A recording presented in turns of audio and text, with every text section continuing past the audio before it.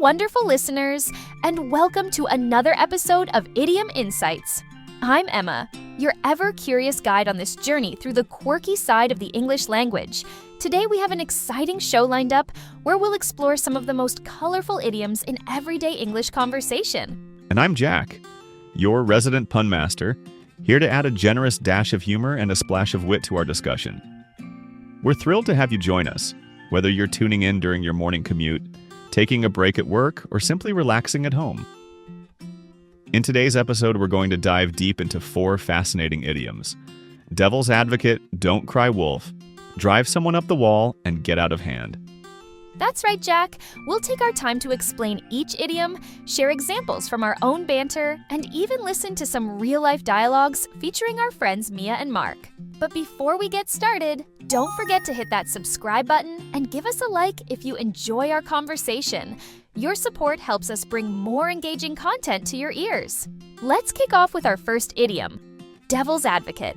When someone plays devil's advocate, they intentionally take an opposing view in order to spark discussion or test an argument. It doesn't necessarily mean they disagree with the idea. Rather, they want to explore every angle of the topic. Imagine a debate where someone steps in just to challenge every point, not out of malice, but to make sure all perspectives are considered. Exactly, Emma. I often find myself in the role of devil's advocate during team meetings. For instance, when a new idea is proposed, I might ask, but what if we looked at it from a different angle? This approach helps in identifying potential pitfalls that may not have been obvious at first glance. It's all about strengthening our arguments and sometimes even saving the day by uncovering hidden issues before they become big problems. It's interesting how this idiom reminds us that even a contrary opinion can be constructive when it encourages a deeper understanding. Let's bring this concept to life with a little role play. Imagine our friends at work discussing a new project. Listen closely to what Mia and Mark have to say. I really think this new project idea could revolutionize our workflow, but I'm a bit worried about the risks involved. I see your point, Mia, but maybe we should play devil's advocate for a moment. What if we consider the possibility that the project might not work as expected? That's a fair point, Mark. It forces us to think about potential challenges we haven't addressed yet. Exactly, and by examining these challenges now, we can prepare better strategies in advance. Wasn't that a fantastic example? Mia and Mark really nailed how playing the devil's advocate can spark productive discussion. It's a gentle reminder that challenging an idea doesn't always mean rejecting it. It means giving it a thorough examination. We'd love to hear from you, our listeners. How do you use the devil's advocate approach in your daily life? Share your examples in the comments, and let's keep the conversation going. Moving on to our second idiom, don't cry wolf. This saying comes from an old fable about a boy who repeatedly tricked people by claiming a wolf was attacking his sheep. Eventually, when a wolf really did appear, no one believed him. In modern usage, it means not to raise a false alarm, because if you do it too often, people won't take you seriously when it really matters. I have to admit, I've been guilty of that on more than one occasion.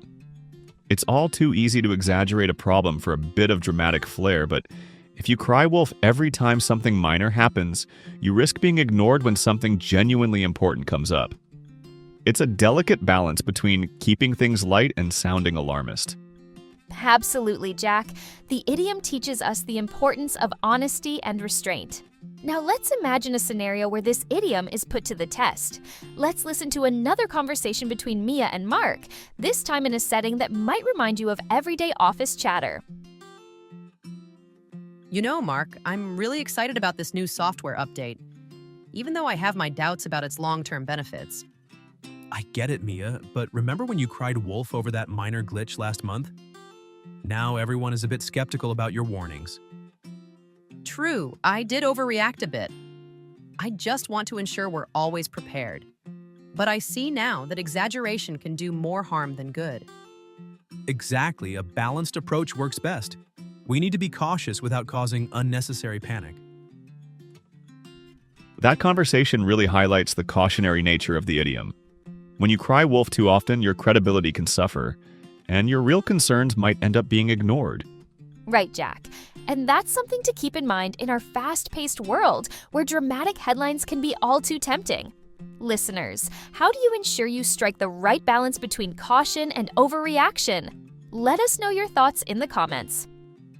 Now, let's move on to our third idiom, drive someone up the wall. This idiom means to irritate or annoy someone to the point of exasperation. It's often used to describe a situation where someone's actions, behavior, or even a particular sound can become extremely bothersome. I can definitely relate to that one. There have been moments when a constant noise or a repetitive comment just gets under my skin. For instance, imagine being stuck in traffic with someone tapping incessantly on the steering wheel, or a coworker repeating the same joke over and over. That can drive anyone up the wall. Exactly, Jack. It's all about those little things that pile up until you can't stand it any longer. And while it's easy to vent our frustrations, sometimes a bit of humor and understanding can help diffuse the situation. Let's hear a real-life dialogue where this idiom is put into practice. Mark, every time we have a meeting, I feel like the constant interruptions are driving me up the wall. I understand, Mia. It can be really frustrating when everyone talks over each other without a clear agenda. It's not just that. The endless back and forth sometimes makes it impossible to focus on the main points. Maybe we should suggest a few ground rules for the next meeting to help keep things on track. That dialogue was spot on. The situation in the meeting clearly demonstrates how a lack of order can really drive someone up the wall. Yes, and it shows how even small changes like setting ground rules can make a big difference. Listeners, have you ever had an experience where someone's behavior completely drove you up the wall? We'd love to hear your stories in the comments. Finally, we come to our fourth idiom, get out of hand. When something gets out of hand, it means that a situation has become chaotic or uncontrollable. This idiom is often used when plans or events spiral beyond our expectations, sometimes in a humorous or even alarming way. That's right, Emma. Think about a party that starts off with a few friends and then suddenly turns into a wild, unplanned event. Or consider a conversation that starts off on a simple topic but then veers wildly off course. That's when you can say things have gotten out of hand. And sometimes it's not all bad. It can be a sign that things are lively and unpredictable. I love that perspective, Jack. It's all about the balance between control and spontaneity. Let's wrap up with one more real-life scenario featuring our friends Mia and Mark, this time in a casual setting that illustrates just how quickly things can get out of hand. Mark, did you see the way the discussion at the cafe evolved?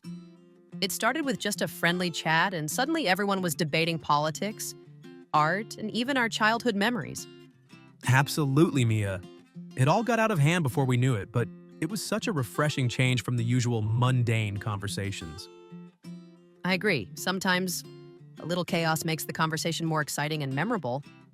True, although next time I might try to steer it back on track just a little bit. What a delightful example! It shows that while things can certainly get out of hand, it's often those moments of delightful chaos that create the best memories. Exactly, Jack. And just like our conversations today, sometimes it's those unpredictable moments that make life all the more interesting.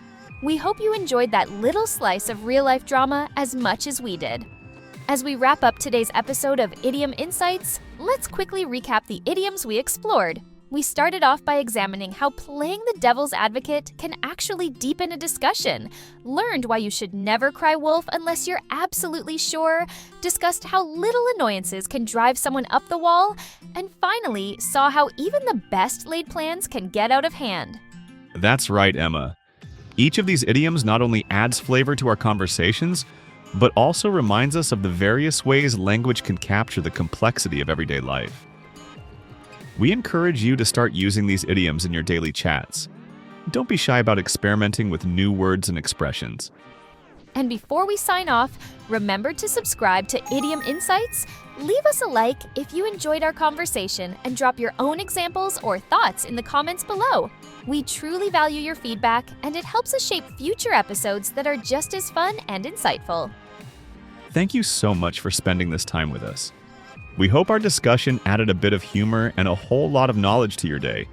Until next time, keep exploring, keep questioning, and most importantly, keep enjoying the quirks of the English language.